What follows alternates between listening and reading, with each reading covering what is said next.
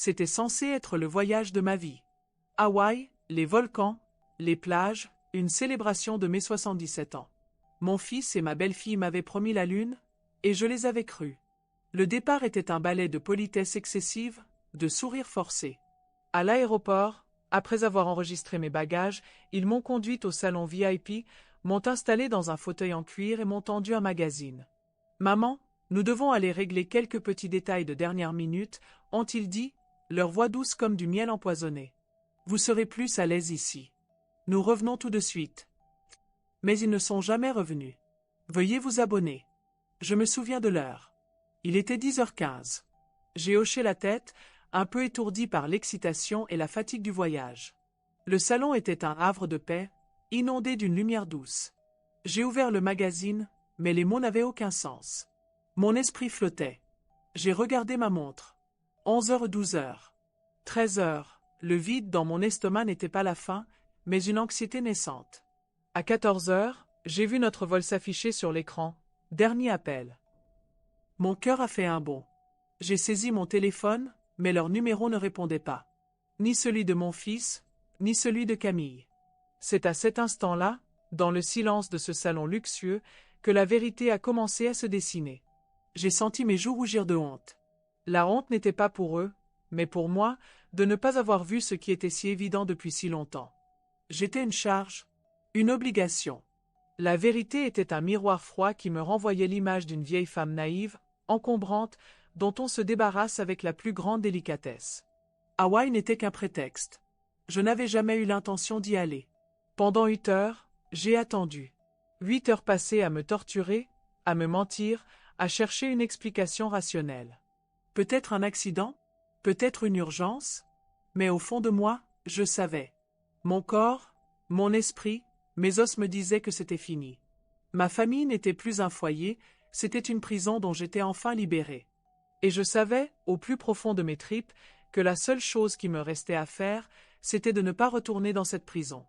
Le monde entier était un vaste inconnu, mais au moins, c'était un inconnu qui m'appartenait. Je me suis levé, j'ai rassemblé mes affaires. Ma petite valise à main, mon sac à main. Il était 18h30. J'ai demandé au guichet si mon fils était repassé par là. L'employé a vérifié. Non, madame. Personne n'a demandé après vous. J'ai souri. Un sourire qui n'était pas de joie, mais de soulagement. Un peu comme si on avait retiré un poids énorme de mes épaules. Je suis allé jusqu'au comptoir des billets. J'ai regardé les destinations. Paris? Non. Je connaissais déjà la vie là-bas, et elle ne me convenait plus. J'ai vu Portland, or. Un souvenir lointain, une échappée belle de jeunesse, est remontée à la surface. Je m'y étais rendu pour une conférence il y a des décennies de cela, et la ville m'avait paru accueillante. J'ai pris un aller simple pour Portland. Pas de valise. Pas de plan. Juste une destination et l'envie de vivre à nouveau. Tout le monde a déjà ressenti cette sensation de ne pas être à sa place, d'être l'invité invisible à sa propre fête. C'est la vie que je menais depuis la mort de mon mari, il y a 5 ans. Je m'étais effacé. J'avais laissé mon fils et sa femme prendre le contrôle, m'installer dans une petite annexe de leur maison, me faire vivre leur vie, leurs horaires, leurs règles. J'étais la grand-mère à exposer aux invités, la babysitter gratuite, l'experte en cuisine à solliciter pour les grandes occasions. Mais je n'étais plus moi-même. J'étais une femme de 77 ans qui avait tout donné pour sa famille et qui se retrouvait au bout du chemin, seule et abandonnée. C'est à ce moment-là que j'ai réalisé que la seule personne qui pouvait me sauver, c'était moi-même. Je suis arrivé à Portland en pleine nuit. L'air était froid, la ville dormait. J'ai pris un bus qui m'a mené au centre-ville. J'ai passé la nuit dans un petit hôtel miteux, le genre d'endroit où l'on entend les bruits des voisins à travers les murs en papier. Le lendemain, je me suis levé à l'aube. J'ai trouvé une auberge de jeunesse à un prix abordable. La propriétaire, une femme du nom de Brenda, m'a regardé avec des yeux curieux. J'ai inventé une histoire, un petit mensonge pour préserver ma dignité. Je suis en vacances, et j'ai eu quelques problèmes avec mes bagages, lui ai-je dit. Elle a souri. Pas de problème, ma petite. On a une chambre libre. Vous n'avez pas l'air d'une touriste lambda. J'ai payé avec ma carte de crédit, celle que mon fils pensait qu'il contrôlait. Mais j'avais un compte d'épargne secret, un petit nid que j'avais mis de côté au fil des années, une assurance pour un avenir que je n'aurais jamais cru devoir construire. J'ai commencé à chercher du travail. J'ai parcouru les petites annonces, les panneaux dans les vitrines. J'ai postulé à des emplois qui n'étaient pas du tout dans mes cordes. Mais ma persévérance a payé. J'ai été embauché dans un petit café, le Sunrise Corner. J'ai commencé par faire la plonge, puis j'ai appris à préparer des cafés, à servir les clients. Chaque matin, en ouvrant les portes du café, je me sentais vivante. Je n'étais plus la grand-mère de quelqu'un, j'étais une employée, une collègue, une amie. Je parlais aux clients, j'écoutais leurs histoires. C'était un autre monde. Un monde où je comptais pour quelque chose. Un monde où je n'étais pas une obligation. Les semaines ont passé. J'ai trouvé un petit appartement. Une seule pièce, mais avec une grande fenêtre qui donnait sur un jardin. Ma colocataire, une jeune artiste prénommée Sarah, était la vie incarnée. Elle peignait des tableaux colorés, jouait de la musique forte et riait aux éclats. Elle m'a appris à utiliser une application pour commander des courses, à regarder des séries sur Netflix. Elle ne m'a jamais traitée comme une vieille femme, mais comme une égale, une amie. Et puis, il y a eu Georges, un homme d'environ mon âge, veuf lui aussi, qui venait au café tous les matins pour lire son journal. Il ne parlait pas beaucoup, mais son silence était réconfortant. Un jour, il m'a offert un café. Un jour, nous sommes allés au parc ensemble. Il m'a parlé de sa femme, de sa vie. Et j'ai partagé la mienne. Pas la version édulcorée que je donnais aux autres. La vérité. L'abandon à l'aéroport. La vie que j'avais laissée derrière moi. Il a écouté sans me juger, sans rien dire. Il a juste tenu ma main. Et puis, le harcèlement a commencé. D'abord, des messages de mon fils. « Maman, où es-tu?